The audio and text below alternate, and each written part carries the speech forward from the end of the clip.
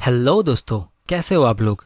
I hope बहुत ही बढ़िया हो, क्योंकि आपके लिए एक बहुत ही बढ़िया बुक की समरी लेके आया हूँ। दोस्तों, हम जब भी स्टॉक इन्वेस्टिंग की बात करते हैं तो सबसे पहला एक ही नाम उभर के आता है, वो होता है वॉरेन बफे का। और जब हम वॉरेन बफे की बात करते हैं तो हम उनके इन्वेस्टिंग सीक्रेट्स को जानने की कोशिश करते हैं, लेकिन हमें अक्सर वही घिसी पिटी बातें सुननी मिलती है, वही पुराने इन्वेस्टिंग कोट्स जिसकी गहराई को आधे लोग समझ ही नहीं पाते। लेकिन एक्चुअली में वॉरेन बफे स्टॉक्स को कैसे चुनते हैं, वो बिजनेस की रिसर्च कैसे करते हैं, वो स्टॉक की इंट्रिंसिक वैल्यू कैसे निकालते हैं, उन स्टॉक्स के लिए कितना पे करते हैं, ये सब कोई नहीं समझाता। जबकि ये सब चीजें वॉरेन बफे हर साल अपने शेयर होल्डर्स के साथ डिस्कस करते हैं Berkshire Hathaway letter to shareholders में। और उसमें से इन्वेस्टिंग के इम्पोर्टेंट लेसन्स को पिक करके यहाँ पे ऑथर ने ये बुक लिखी है। इसीलिए आज मैं आपके लिए इस बुक से प्रैक्टिकल स्टॉक मार्केट के इन्वेस्टिंग के लेसन्स लाया हूँ। तो दोस्तों, ये वीडियो को एंड तक देखना, क्योंकि इस वीडियो में आपको बहुत सारी इंपॉर्टेंट चीज़ें सीखने मिलेगी जो आपको पूरी लाइफ टाइम में काम आएगी। तो चलिए जल्दी से शुरू कर लेते हैं। उससे पहले अगर आपने ये चैनल इन्वेस्ट माइंडसेट को सब्सक्राइब नहीं किया है तो जल्दी से कर लो और बेल आइकन को प्रेस कर दो, ताकि आप इन्वेस्टिंग और फाइनेंशियल फ्रीडम के इंपॉर्टेंट वीडियोस को मिस ना कर दो। दोस्तों, हर साल फोर्ब्स मैगजीन दुनिया के सबसे अमीर लोगों की एक लिस्ट पब्लिश करती है, और उसमें कुछ नाम कभी तरक्की करके ऊपर चढ़ते तो कुछ नीचे चले जाते, कुछ नए लोगों के नाम ऐड होते तो कुछ निकल जाते। लेकिन पिछले 30 सालों से एक नाम है जो उस लिस्ट में हमेशा रहा है। इनफैक्ट पिछले 20 साल में वो नाम हमेशा टॉप 5 में ही रहा है। वो नाम है वॉरेन बफे का, जो खुद में एक रिकॉर्ड है। जहाँ एक तरफ लोगों को लगता है कि स्टॉक मार्केट बहुत रिस्की है और उसमें पैसे डूब जाने का डर होता है, लेकिन यहाँ इकलौता आदमी है जिसने सबसे ज़्यादा टाइम इस लिस्ट में गुजारा है। और इंटरेस्टिंग बात यह है, उस आदमी ने अपनी सारी दौलत इन्वेस्टिंग की वजह से ही कमाई है। तो चलिए वॉरेन बफे के इन्वेस्टिंग लेसन्स को समझते हैं। Lesson number 1, don't buy a stock, buy a business. दोस्तों, दुनिया में जितने भी लोग अमीर बनते वो कोई ना कोई बिजनेस स्टार्ट करके ही अमीर बनते। अब ये बात आप सब लोगों को पता होगी, क्योंकि सैलरी से आदमी सिर्फ अपना खर्चा निकाल सकता है। तो जो लोग बिजनेस स्टार्ट नहीं कर सकते वो क्या कर सकते?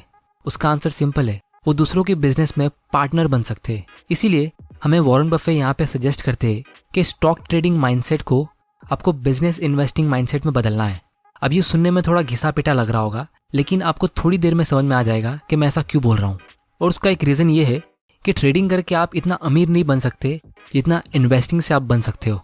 और आप रिकॉर्ड चेक कर सकते हो कि कितने लोगों ने ट्रेडिंग से दौलत बनाई है और कितने लोग इन्वेस्टिंग करके अमीर बने हैं। और इसका प्रूफ वॉरेन बफे खुद है, क्योंकि वॉरेन बफे अपनी यंग एज में वैल्यू इन्वेस्टिंग की टेक्निक यूज़ करते थे और कुछ ही सालों में स्टॉक्स को बेच देते थे। और एक बार वॉरेन बफे ने अपनी मीटिंग में खुद कहा था कि वो उनकी बहुत बड़ी गलती थी कि वो स्टॉक्स को बहुत जल्दी बेच देते थे, क्योंकि उन्होंने जब एक्चुअल इन्वेस्टिंग करना शुरू की, यानी स्टॉक्स को लॉन्ग टाइम के लिए होल्ड करना शुरू किया, तब जाके उनकी कंपनी बर्कशायर हैथवे की वैल्यू तेजी से बढ़ने लगी कंपाउंडिंग के जरिए। क्योंकि दोस्तों, हम स्टॉक में इन्वेस्ट नहीं करते, हम बिजनेस में इन्वेस्ट करते हैं स्टॉक्स के जरिए। और क्या आपने कोई भी बिजनेसमैन देखा है जो अपने स्टॉक्स को बेचता या खरीदता रहता है? तो इसीलिए आपको स्टॉक्स को खरीदने से पहले उसके बिजनेस को बहुत अच्छी तरीके से समझना है। तो आप बिजनेस को समझोगे कैसे? ये चीज़ हम वॉरेन बफे से सीखते हैं। वॉरेन बफे बिजनेस को 4 एंगल से एनालाइज करते हैं। सबसे पहला बिजनेस क्वालिटी, दूसरा मैनेजमेंट क्वालिटी, तीसरा फाइनेंशियल क्वालिटी, और चौथा वैल्यूएशन यानी रीजनेबल प्राइस। ये चारों को हम डिटेल में समझेंगे। लेकिन आप में से कुछ लोग सोच रहे होंगे कि इतनी सारी रिसर्च हम साधारण से इन्वेस्टर कैसे कर सकते हैं, हमें तो इतनी सारी चीज़ें पता भी नहीं होती है। तो आप लोगों के लिए गुड न्यूज़ है कि चाहे मार्केट कंडीशन कैसी भी हो, वॉरेन बफे यूजुअली साल में सिर्फ एक कंपनी के ही स्टॉक खरीदते हैं, उससे ज़्यादा कंपनी के स्टॉक्स खरीदते ही नहीं है। यानी आपको भी जब इन्वेस्टिंग की जर्नी की शुरुआत करनी है तो आपको सिर्फ एक कंपनी की ही शुरुआत करनी है। आपको एक साथ 10-15 कंपनी के स्टॉक्स खरीदने की ज़रूरत ही नहीं है। और अगर आप चेक करोगे, दुनिया के जितने भी अमीर लोग हैं, जैसे mark Zuckerberg, Bill Gates, Mukesh Ambani, ये लोग एक साथ 10 बिजनेस चालू नहीं करते। ये एक बिजनेस शुरू करते, उस पर पूरा फोकस करते, फिर जब वो बिजनेस सक्सेसफुली चलने लगता है तब जाके दूसरा बिजनेस शुरू करते। इसी तरह वॉरेन बफे भी एक स्टॉक को चुनते, उसकी अच्छे से रिसर्च करते, उसके बिजनेस को पूरा समझते, और फिर जब उन्हें पसंद आता है तब वो उसे खरीदने का सोचते। तो यहाँ पे लेसन नंबर 1 का सबसे इंपॉर्टेंट पॉइंट ये है कि आपको जब बिजनेस खरीदना है तो आपको एक साथ 10-15 कंपनी के स्टॉक्स नहीं खरीदना है, आपको एक बिजनेस खरीदना है उसकी पूरी रिसर्च करके। वो कैसे करते हैं वो चीज़ हम थोड़ी देर में देखने वाले हैं। और वॉरेन बफे के पोर्टफोलियो के ऊपर मैं एक अलग से वीडियो बनाऊंगा क्योंकि उस पर एक अलग से बुक है। लेकिन फिलहाल के लिए आप ये सोच लो कि इस साल के लिए आपको एक बेस्ट कंपनी चुननी है, तो उसके लिए आप क्या क्या रिसर्च करोगे वो सब मैं अभी बताने वाला हूँ। तो सबसे पहला स्टेप है बिजनेस क्वालिटी। वॉरेन बफे का सबसे पहला रूल है कि वो ऐसी कोई भी कंपनी के स्टॉक्स नहीं लेते जिसका बिजनेस वो समझ नहीं पाते। फिर वो चाहे स्टॉक कितना भी पॉपुलर हो, वो बिजनेस का प्रॉफिट्स कितना भी ज़्यादा हो और वो स्टॉक्स कितने भी सस्ते में मिल रहा हो, ये सब चीज़ें मैटर नहीं करती। मैटर करता है तो सबसे पहला rule, are you able to understand the business. मतलब उस बिजनेस के प्रोडक्ट्स और सर्विसेज, उसका ऑपरेशंस, उसके कितने कंपटीशन है और उस कंपनी के पास ऐसा क्या एडवांटेज है जिससे उसके कॉम्पिटिशन्स उसका प्रॉफिट छीन नहीं पा रहे, यानी ऐसा क्या मोट है। इस मोट के ऊपर मैं एक अलग से वीडियो बनाऊंगा, इस पे एक अलग से बुक है, क्योंकि वॉरेन बफे के हिसाब से ये एक बहुत ही इंपॉर्टेंट फैक्टर होता है किसी भी बिजनेस में उसके लॉन्ग टर्म प्रॉफिट्स के लिए। इसीलिए वॉरेन बफे बिजनेस की क्वालिटी में कोई भी कॉम्प्रोमाइज नहीं करते, फिर चाहे उनको सालों साल कोई भी कंपनी में इन्वेस्ट ना करने मिले वो चल जाएगा। क्योंकि वॉरेन बफे का सबसे पहला इन्वेस्टिंग रूल है डोंट लूज मनी, और रूल नंबर 2 है don't forget the rule number 1। क्योंकि अगर आपने पैसा खोया तो उसके साथ आप फ्यूचर में जितना भी पैसा कंपाउंड करके कमा सकते थे उसे भी खो दोगे। और दोस्तों, बिजनेस को अच्छे से समझने के 2 इंपॉर्टेंट रीजंस है। पहला रीज़न मैं अभी बताऊंगा और दूसरा रीज़न थोड़ी देर बाद पॉइंट 4 में यानी वैल्यूएशन के टाइम डिस्कस करूंगा। तो पहला रीज़न ये है कि उनको पता लगाना होता है कि क्या उस कंपनी का आने वाले 10 या 20 साल का सेल्स और प्रॉफिट वो सही तरीके से गैस कर सकते हैं, तो उसे एक अच्छी कंपनी मानेंगे। अगर नहीं कर सकते तो वो चुपचाप उस कंपनी के बारे में सोचना बंद कर देते और दूसरी कंपनी ढूंढना शुरू कर देते।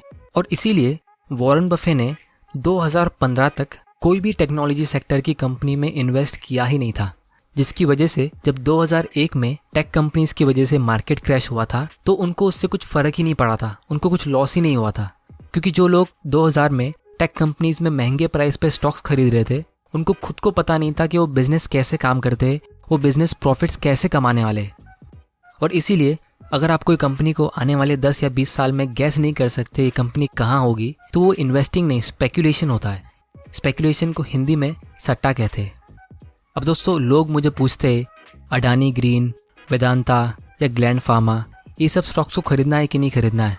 तो मैं उनसे एक ही सवाल पूछता हूँ, क्या आप उस कंपनी के बिजनेस को समझ सकते हो?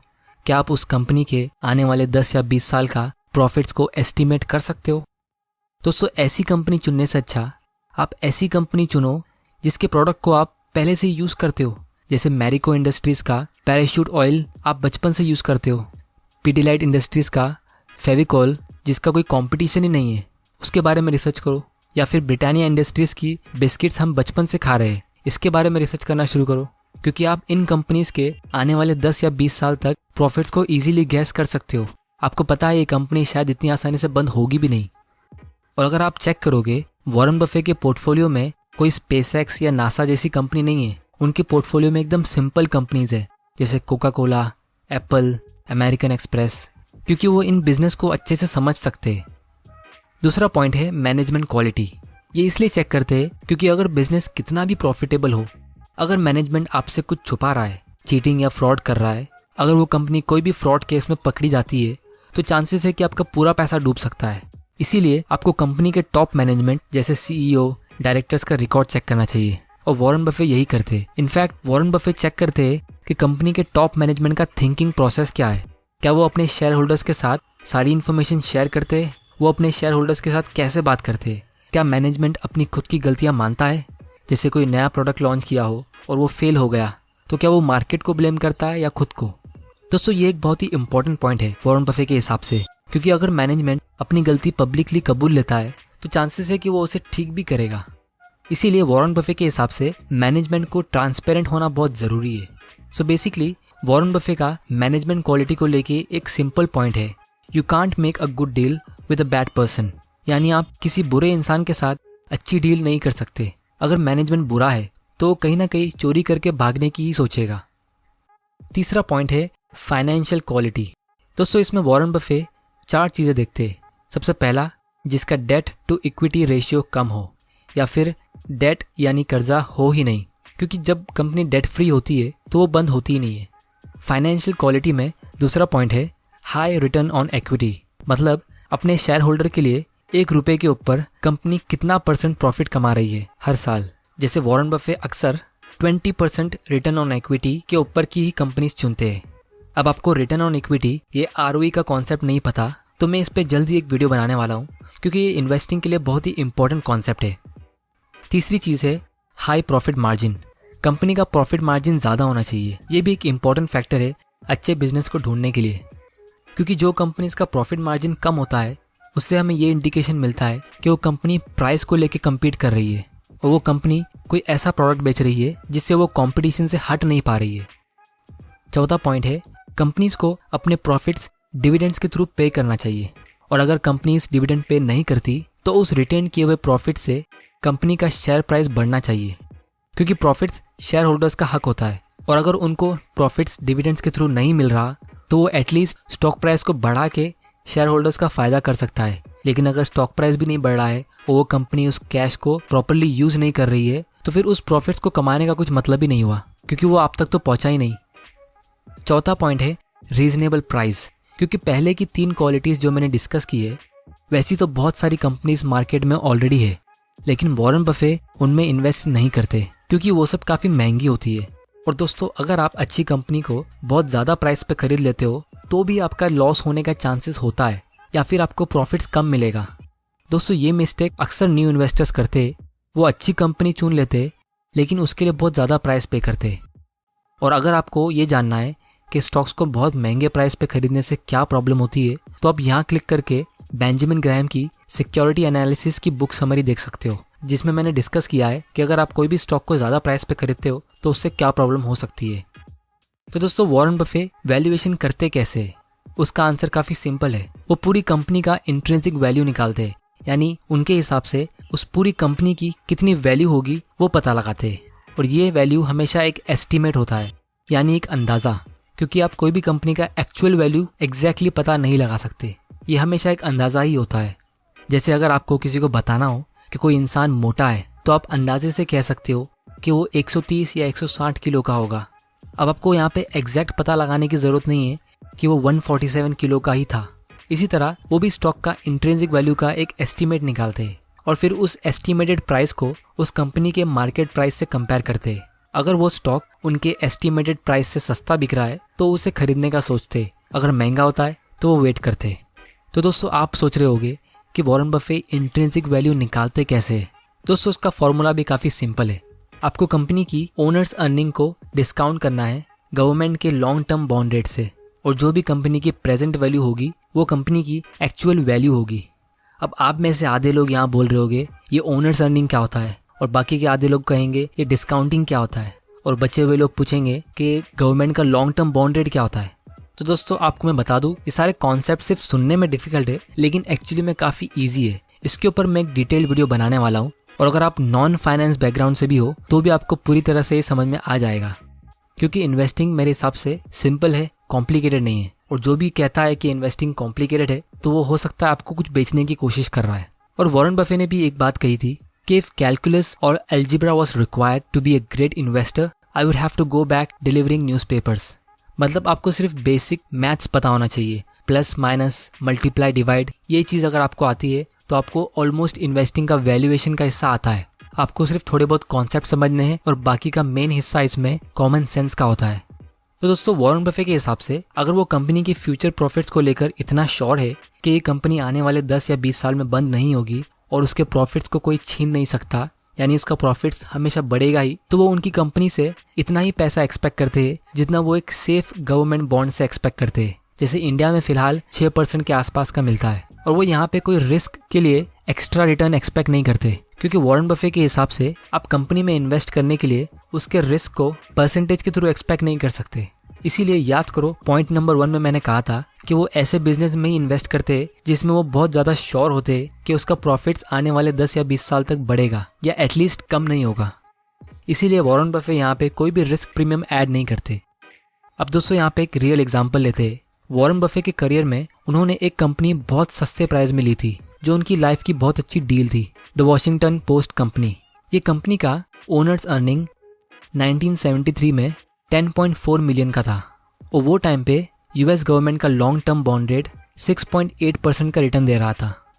तो इस हिसाब से कंपनी की एक्चुअल वैल्यू हुई 150 मिलियन।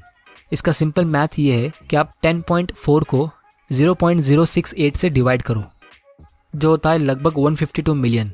लेकिन दोस्तों कंपनी वो टाइम पे मार्केट में सिर्फ 80 मिलियन में बिक रही थी, यानी वॉरेन बफे को इस कंपनी में 45% का मार्जिन ऑफ सेफ्टी मिला। और इनफैक्ट वॉरेन बफे के हिसाब से वो कंपनी की एक्चुअल वैल्यू होनी चाहिए थी 400 या 500 डॉलर, क्योंकि वो टाइम पे इंटरनेट नहीं था और वो एक न्यूज़पेपर कंपनी थी जिसकी बहुत सारी सिटीज़ में मोनोपोली थी, जो वॉरेन बफे के हिसाब से एक पावरफुल मोट होता है।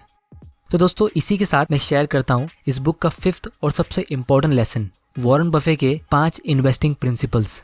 सबसे पहला, ignore the market, be a business analyst not a market analyst. यानी आपको पूरी दुनिया में स्टॉक मार्केट में क्या हो रहा है इस पे ध्यान देना ही नहीं है, आपको सिर्फ और सिर्फ ये देखना है कि उस कंपनी में क्या हो रहा है, क्योंकि अक्सर अच्छी कंपनीज खरीदने के मौके स्टॉक मार्केट क्रैश के बीच में ही आते। 2, choose the best, no need to diversify. यानी आपको डाइवर्सिफिकेशन के लिए 20-25 कंपनीज की जरूरत नहीं है, आपको सिर्फ बेस्ट कंपनीज का पोर्टफोलियो क्रिएट करना है, फिर चाहे वो 3 कंपनीज का भी हो या 5 कंपनी का, वो भी चल जाएगा। क्योंकि वॉरेन बफे के हिसाब से risk come from not knowing what you are doing. मतलब आप पोर्टफोलियो को डाइवर्सिफाई करने के लिए 5 कंपनीज ऐसी ऐड कर रहे हो जिसके बारे में आप कुछ नहीं जानते, तो आप पोर्टफोलियो का रिस्क बढ़ा रहे हो, कम नहीं कर रहे हो। 3, बेट बिग व्हेन इट्स टाइम। यानी जब आपको अच्छी कंपनी सस्ते प्राइस में मिल रही है तो वो आपके लिए एक ही कंपनी काफ़ी है आपको अमीर बनाने के लिए, इसीलिए उसमें कॉन्फिडेंस के साथ आपको बड़ा अमाउंट इन्वेस्ट करना चाहिए। Lesson number 4, ignore the economy. दोस्तों पूरे देश में क्या चल रहा है, इकोनॉमी किस कंडीशन में है, कौन सी सरकार आई है, कितने लोगों को जॉब से निकाला जा रहा है, ये सब चीज़ों पे फोकस करने की आपको ज़रूरत है नहीं, क्योंकि रिसेशंस और मार्केट साइकिल्स आते रहते हैं। और सबसे लास्ट और सबसे important advice, when you buy a good company hold it forever. अगर आपको कोई अच्छी कंपनी मिलती है जिसका बिजनेस आपको अच्छे से समझ में आता हो, जिसका मैनेजमेंट बहुत ही अच्छा है, जिसकी फाइनेंशियल कंडीशन काफ़ी स्ट्रांग है और उसको आपने काफ़ी रीजनेबल प्राइस पे खरीदा है, तो आपको ऐसी कंपनीज को हमेशा के लिए होल्ड करना चाहिए। उसको उसी तरह होल्ड करके रखो जैसे आपने वो कंपनी खुद स्टार्ट की थी। तो दोस्तों ये थी summary the Warren Buffett way book की। अगर आपको इस वीडियो से कुछ सीखने मिला तो इस वीडियो को जल्दी से लाइक कर दो और इस चैनल इन्वेस्ट माइंडसेट को भी सब्सक्राइब कर दो, ताकि मेरे ऐसे इंपॉर्टेंट वीडियोस आप मिस ना कर दो। दोस्तों वीडियो को शेयर करना मत भूलना, और दोस्तों मुझे कमेंट के जरिए बताइए कि मैं कौन सी टॉपिक पे अपना अगला वीडियो बनाऊं। तब तक के लिए thanks for watching and good bye.